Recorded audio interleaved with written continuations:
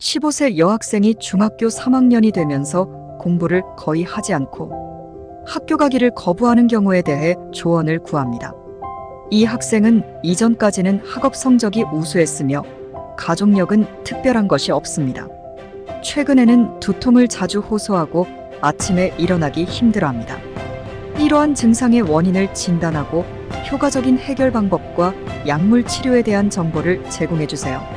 이러한 증상의 심리학적, 신경학적 원인과 이에 대한 행동 치료, 약물 치료, 그리고 기타 권장 사항에 대해 설명해 주세요. 이 15세 여학생의 증상에 대해 분석해보면 학업 성적이 우수하던 학생이 중학교 3학년이 되면서 공부를 하지 않고 학교 가기를 거부하는 행동은 여러 원인에 의해 발생할 수 있습니다. 두통과 아침에 일어나기 힘든 증상은 신체적, 정신적 문제가 복합적으로 작용하고 있을 가능성이 있습니다. 이러한 경우 종합적인 접근 방식이 필요하며 다음과 같은 단계로 접근할 수 있습니다. 심리학적 신경학적 평가 전문가에 의한 심리학적 및 신경학적 평가를 통해 학생의 정서적 상태, 스트레스 수준, 우울증 또는 불안장애 등의 가능성을 평가합니다. 두통과 아침에 일어나기 힘든 증상은 우울증의 일반적인 특징일 수 있으며 이는 신경생물학적 변화와 관련될 수 있습니다. 행동치료 인지행동치료 CBT는 학생이 부정적인 생각과 행동 패턴을 인식하고 수정하는 데 도움을 줄 수 있습니다. 이 치료는 학생이 학교 거부 행동을 극복하고 다시 학업에 참여할 수 있도록 유도합니다. 가정 및 학교 환경 조사. 학생의 가정과 학교 환경을 조사하여 이러한 변화의 배경이 되는 스트레스 요인을 파악합니다. 친구 관계, 학업 부담, 가정 내 갈등 등이 영향을 미칠 수 있습니다. 약물 치료 신경학적 또는 정신과적 진단에 따라 특정 약물 치료가 필요할 수 있습니다. 예를 들어 우울증이 확인되면 선택적 세로토닌 재흡수 억제제 SSRI가 처방될 수 있습니다. 물론 이는 전문가의 진단과 처방에 따라야 합니다. 지속적인 모니터링과 지원 학생의 반응과 진행 상황을 지속적으로 모니터링하고 필요에 따라 치료 방법을 조정합니다.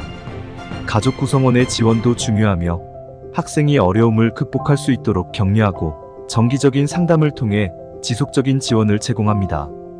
추가로 이러한 상황에서 유의해야 할 점은 1차적인 진단 및 치료 계획은 해당 분야의 전문가에 의해 수행되어야 한다는 것입니다. 학생의 정확한 상태를 파악하기 위해 필요한 검사나 상담을 진행하는 것이 중요합니다. 학생의 학교 거부 행동을 줄이기 위해 학교와 부모가 협력하여 취할 수 있는 몇 가지 구체적인 조치는 다음과 같습니다. 개별화된 교육계획 수립 학생의 특정 필요와 상황에 맞춘 교육. 계획을 개발하여 학업의 재참여를 유도합니다. 이 계획은 교사, 상담사, 부모, 그리고 가능하다면 학생 자신의 의견을 포함해야 합니다. 학교 상담 및 정신건강 지원 제공. 정기적인 상담 세션을 통해 학생의 감정을 이해하고 관리할 수 있도록 돕습니다. 또한 학교 내에 정신건강 전문가의 지원을 받을 수 있도록 합니다.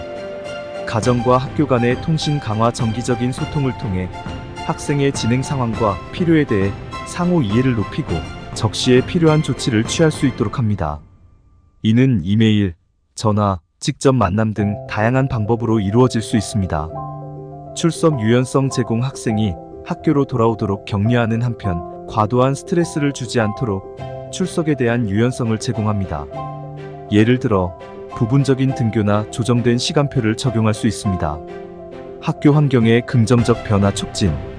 학생이 학교에 더욱 편안하고 안전하게 느낄 수 있도록 학교 환경을 조정합니다. 이는 학교 내 괴롭힘 방지 프로그램의 강화, 휴식 공간의 제공 등을 포함할 수 있습니다.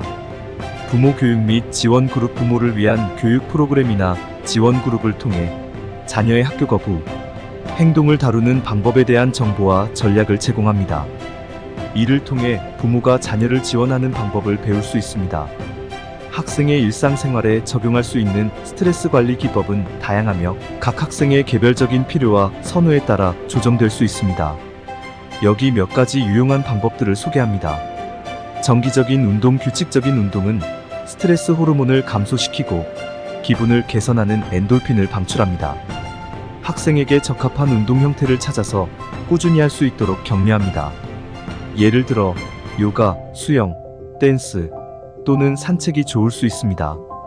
호흡 운동 및 명상, 깊은 호흡, 마음 챙김 명상 또는 점진적 근육 이완과 같은 기법들은 긴장을 풀고 마음을 진정시키는 데 도움이 됩니다.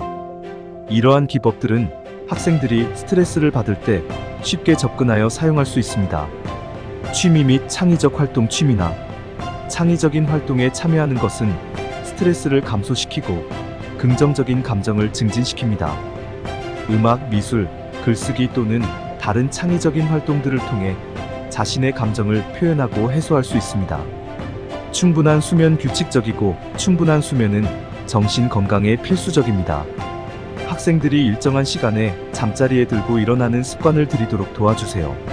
시간 관리 기법. 학업과 여가 활동 사이에 균형을 맞추는 것이 중요합니다. 시간 관리 기법을 배워 스트레스가 많은 활동을 효과적으로 처리하고 시간 압박을 줄일 수 있도록 합니다. 사회적 지원. 네트워크 구축. 친구, 가족, 교사와의 긍정적인 관계는 스트레스를 감소시키는 중요한 요소입니다. 정기적으로 사회적 활동에 참여하고 지지받는 느낌을 갖도록 격려합니다. 이러한 기법들을 일상에 통합함으로써 학생은 스트레스를 효과적으로 관리하고 전반적인 복리를 향상시킬 수 있습니다.